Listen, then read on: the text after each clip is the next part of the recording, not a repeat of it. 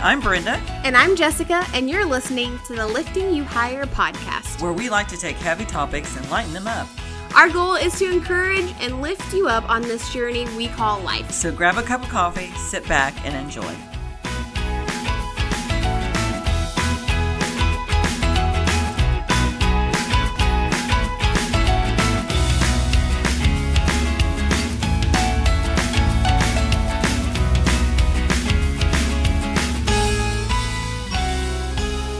Well, we welcome you to Lifting You Higher podcast, and I'm Brenda, and this is my partner in crime, Jessica. And so we're so glad you came to listen to us today, or watch us, depending on how you like to take it. Yeah, and if you're listening and you didn't know we have a YouTube channel, you could come see our beautiful faces. That's right. You can. Yes. What do we say at the end, Brenda? You're beautiful. You're inside and out. That's right. Yes.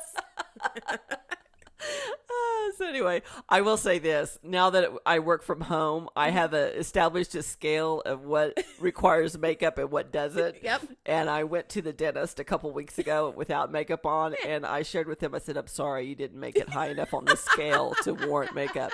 And he was like, okay, I'll accept that. So anyway. Well, you know, God created us without makeup, and, you know, we're beautiful with or without. So. That's right. I got makeup on today. That's fine. So, okay. So we're so glad you came to listen to us today. And today we are going to chat. We're going to have a little conversation about, so it's the end of summer. What were the three things that God kind of revealed to you this summer? And they could be anything. So, we thought we'd share them with you because it's been a long, hot summer. It's been a moist summer, though. I don't know what region of the country you're in. Yeah. But for us, we have gotten a lot of rain. A lot of rain, surprisingly. I mean, usually by this time, my yard is toast. Yes. Little crunchy things. Yes. That's all that's left.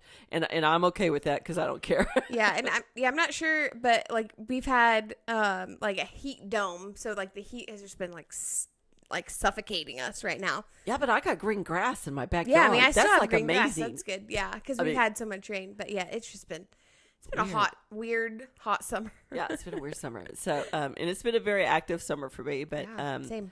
So I thought, I have three things. Do you have three things? I do. Yeah. You want to go first? Sure. Well, tell us about you. Yeah. So the first thing is, I had the privilege to go to youth camp, and you know, it's always a lot of fun.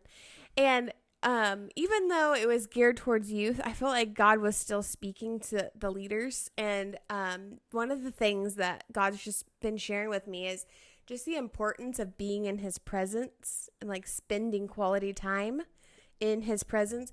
Because honestly, like I do have a routine where I get up, I drink water, and then I drink coffee because I need the coffee. But I know drinking water first is better on my gut and my health. And then I spend my quiet time with God. But I was getting to the point where I was like rushing through that quality time with God so I could get on to the rest of my routine and work, since I work from home. And so I just felt really convicted that I needed to just slow down in the morning because, you know, like the office, like, so I work from home. And the office doesn't open, like there's a 2-hour difference. Yes. So I have plenty of time in the morning just to like be calm and just spend the time in the present. So I really just tried to hone in and just be, take my time. And I really feel like it's been paying off because my husband and I both have been going through crazy amounts of warfare, which just, I know that God has something big for us coming up soon. So, but it's just like, just being in the presence of God there's like nothing like it. And I should covet that time. So. That's awesome. Yeah. Okay. Well, my first one is, it kind of has to do with when I went to, in July 23rd, I went to Lebanon, Kansas for the Pray America event. Yeah. And one of the huge things that I took away from that has really affected my my personal life is the slogan. And it was a slogan kind of the thing, but this is like a profound word of God. And I think it's a paradigm shift. And I know you hear that term a lot, but I think if people don't get it, they're really going to miss it out. And the reason is that God is doing a change, and the change is that this is a time of nobodies, not somebodies. That no longer are we going to be following after a big man in charge of a big church or a big time evangelist. In fact, those are dinosaurs now, and I hate to say that, but they are. Yeah. This is the time where it's just us regular people in the pews that have been following God faithfully, that have been really serving him and believing him for a change in our country, in our city, our nation, whatever, for a call back to God. And so it's going to happen because of nobodies, just us regular people, not our people that have, Joe Blow's ministry, have the word ministry behind our name. Yes. It's just going to be us that make the change. And so it's just so profound for me. And that's, so everything I look at is like, Brenda, it's happening now. And if, you want to be on the front line, you are the front line. Yes. And God also just keeps reminding me about, does anybody remember the guy that led the tent revival that Billy Graham got saved in? No. Crickets. Nobody remembers that guy's name. No. At all, do we? But he went to a church revival in a tent and got saved. Everybody remembers Billy Graham's name, but nobody remembers the guy that was in charge of the ministry, where he got saved. And that this is our time. That God is moving away. No more is it about big time name people. It's about us. And he's using us regular people to change the world. And the way you do that is you are open to God. You're spending time with God, so you hear him giving you directions to do things. And so it's a season of nobodies, and I'm a nobody. Same. And I am game on. I am ready. Bring it on. Yeah. That's right. Yeah. I couldn't agree more. Love that. Love that. Because, who was Moses to lead Israel out? Yeah, I know he had this Gideon, it's like, let's just go through the Bible. Samson. I mean, we all had, we were just nobodies, but we are anointed. Yeah. Think about the 12 disciples. They were nobodies, fishermen, tax collector. Anyway. Okay. Yeah. We can get on that whole subject again, but hey. Okay. So number 2 for me, I think this isn't not necessarily something I've learned, but just something I've become aware of that I feel like, God just kind of opened my eyes to, and that is just the oversaturation of just drug abuse, weed dispensaries, the just addiction, even, drug and alcohol addiction. And it's just, honestly, it hurts my heart because like kids as well, I work with the youth, and youth especially are just so overwhelmed with drugs and alcohol, and the only way to treat my anxiety and depression is to smoke pot and get high. The only way I can sleep because of my anxiety is to smoke pot and get high. And honestly, it just breaks my heart because I feel like no matter how hard I try to explain like the outcome of that, they just keep going. Like they're like, nah, I'm good. I like my addiction too much, And so it's just, I've just been, I don't know. I feel like God's just opened my eyes to that. And, I don't really know where I'm going with this, but,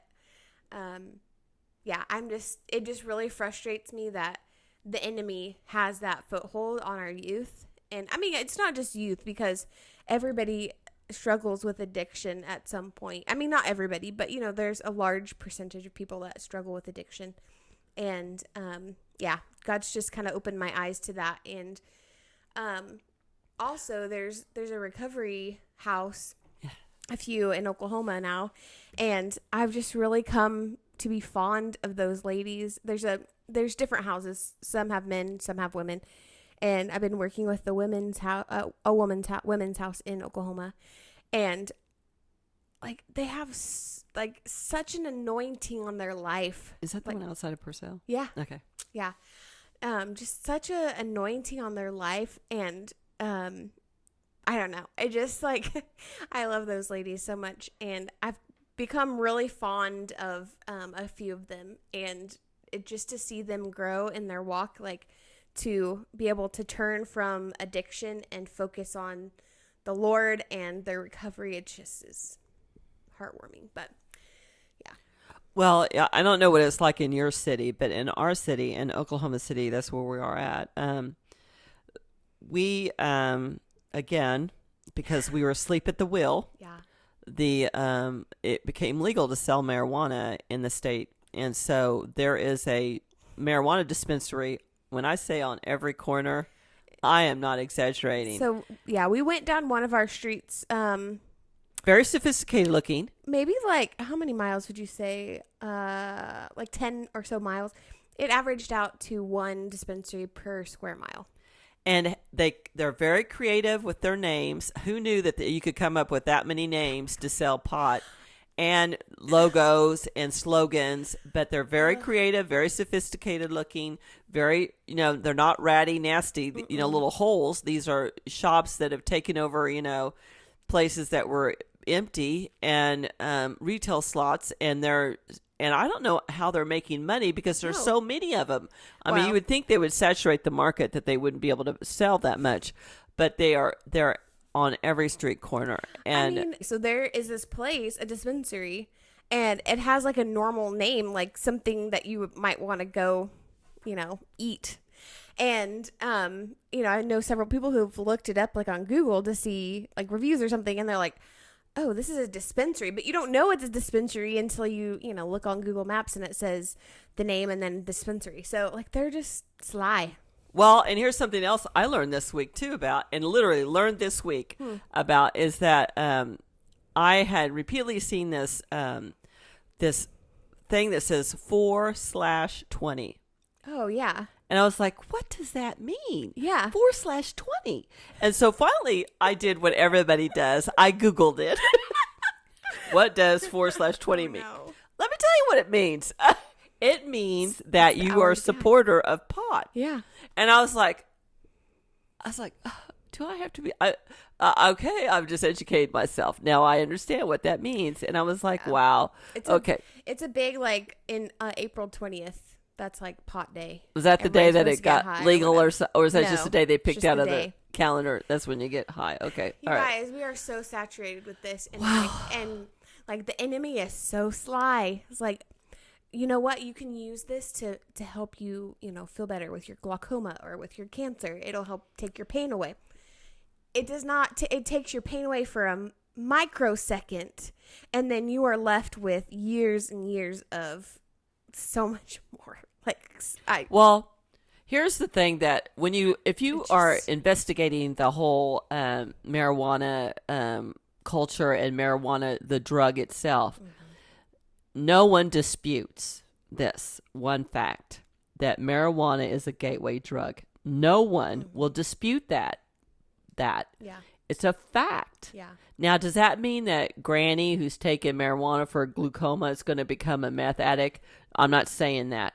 I'm just saying that the fact is that no one disputes the fact that marijuana is a gateway drug. Yeah. And what that means is that if I do marijuana and it makes me happy and relaxed and mellow, then someone else comes along and says, really, you ought to try, that try works. Cocaine. You should try cocaine or meth, really meth. But anyway, then you're gonna be more willing and open to stepping up to a more sophisticated and dangerous drug than you would have if you never got involved with marijuana.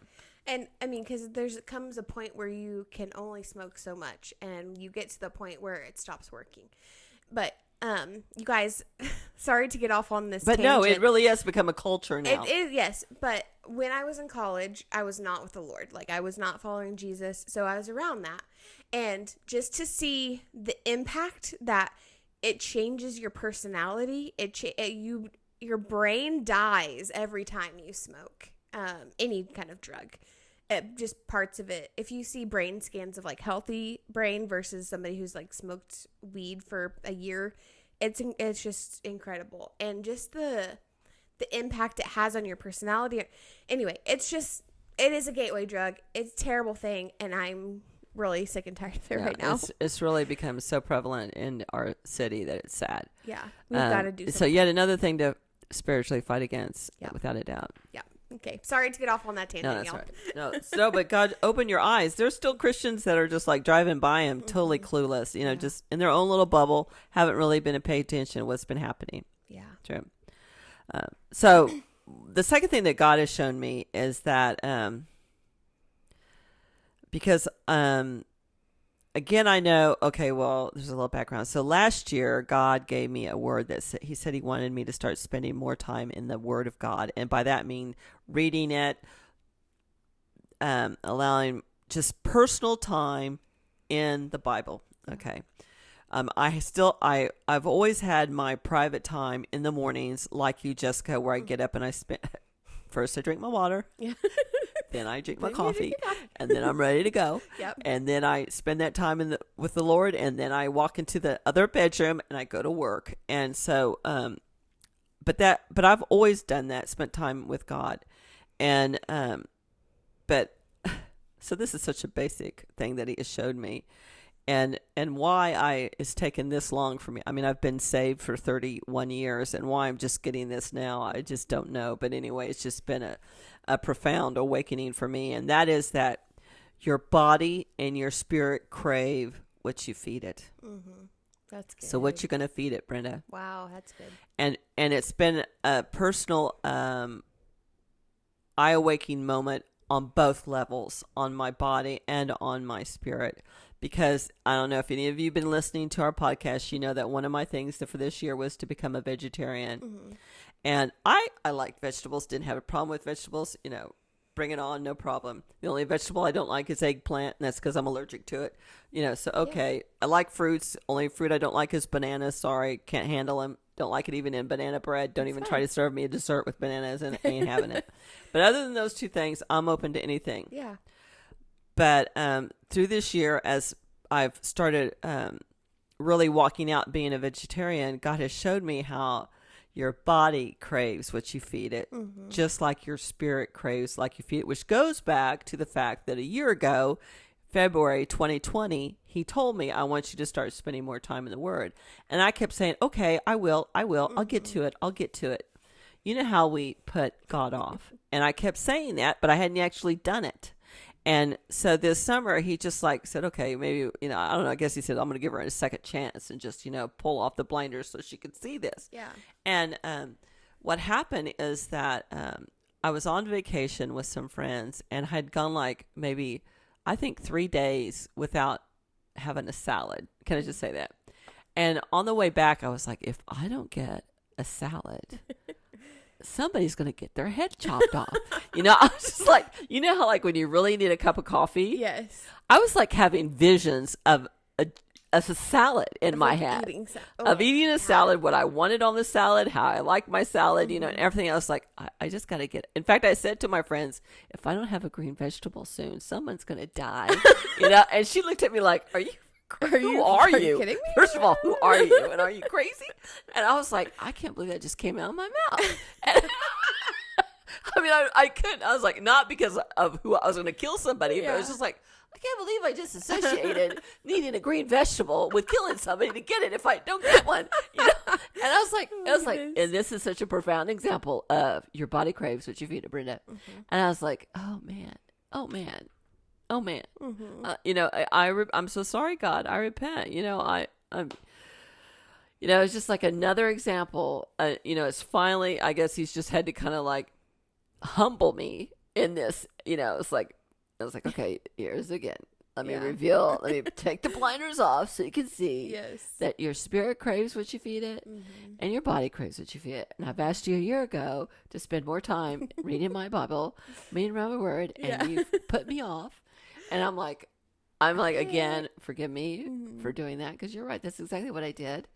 And so that was a humbling, and it's been a little,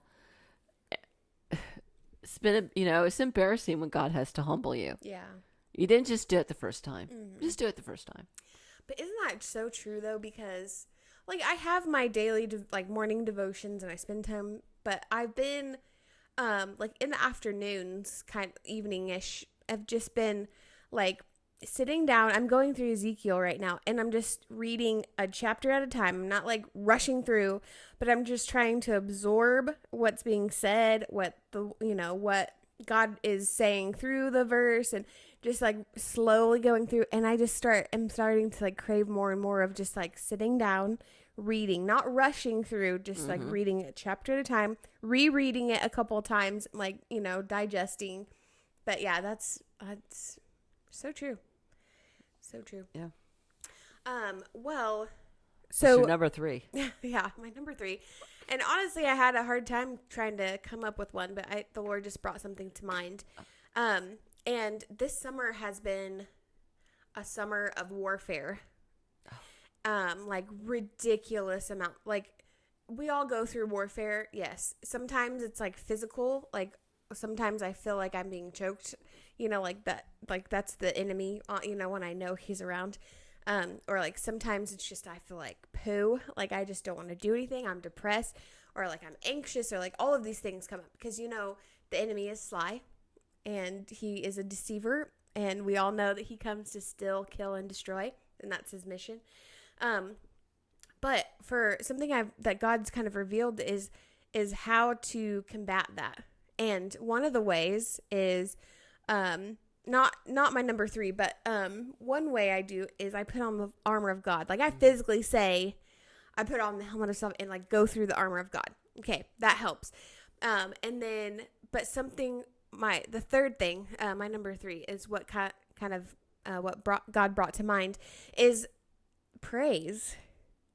Like not just having like praise and worship music on, and that really does help. Like if you have, like if your atmosphere in your home is not really like peaceful, turn on some praise and worship music, man, it'll break the doors wide open. But just like, even in my like quiet time in the morning, just if it's just been rough, just sit and praise, because it the enemy has to go. Like, and plus if you just tell the enemy to leave, he'll leave you alone. But just the power in praise and worship, and just the victory that comes from that. So that's my number 3 eye-opening for the summer. It's just the power of praise. And even like, man, like you could be praising for somebody else. You never know. Like you could be warring, because I feel like I've been like warring for other people this summer, and you could just be bringing them victory in your praise. So that's awesome. Yeah, that's awesome. Well, my number 3 is it's kind of a weird little hang with me explanation. So I am very much although I love to be with people and I love to socialize and go to parties and stuff like that, I'm also very close about letting people in. And so this year has been a year of opening up to letting people in. Yeah. To being closer to friends, to sharing with friends, and letting down the walls that I normally have for years had up. That it's like we're friends, but only to this far, right, and no more. And if you need me, call me. But as for me, sharing in-depth things, very kind of closed off. And so God has really started to open me up about that, and being more open with my girlfriends, and by girlfriends, I mean girlfriends like the old-fashioned way girlfriend. Like friends that are girls. The friends that are girls, that's right. To being more open to my friends and sharing with them what's going on inside, whereas normally I would never talk about that. And in him allowing me to make friends, be more open to my friends this year. Well, what happens when you open to your friends? You get offended. Oh, because nobody's perfect. So people say or do things that you're like, well, that was kind of hurtful or offensive, and so This summer has been a summer of me learning how to not take up offenses. Oh, it's like, okay, I don't know why she kind of said that. It was kind of snarky, but maybe she didn't mean it that way. It just didn't come out right, or she's totally oblivious to how that sounded, or she's whatever. So don't pick it up. Don't let it go. God is in control. If your feelings got hurt, you spend time with him about, okay, share my feelings. And I know, it's like that hurt, but I just want you to know that God. Yeah. And don't talk about it to the other friends, because if you do, then you might cause, a division, or they might pick up your offense, even though you didn't pick it up. And so which that should be like friendship 101. I mean, but I don't know if it's kind of hard for women to get that, clue. I don't know.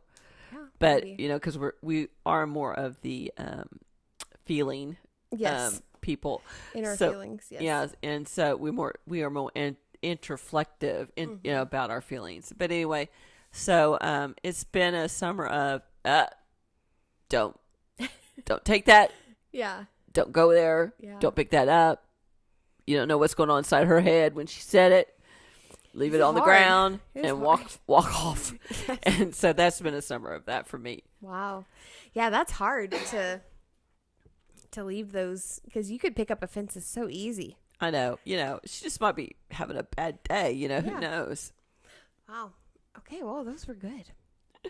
I mean, hopefully you guys took something away from our 3 things that we've learned this summer that God's kind of opened our eyes to. And maybe you'll take a moment to reflect about what were some of the 3 things, or 2 things, or 1 thing, whatever. It doesn't have to be 3 that God has really revealed to you this summer. Kind of reflect on it, so that you can say, okay, like this is a monument, this is a monument I need to remember that, the summer of 2021 is when I learned this. Yes.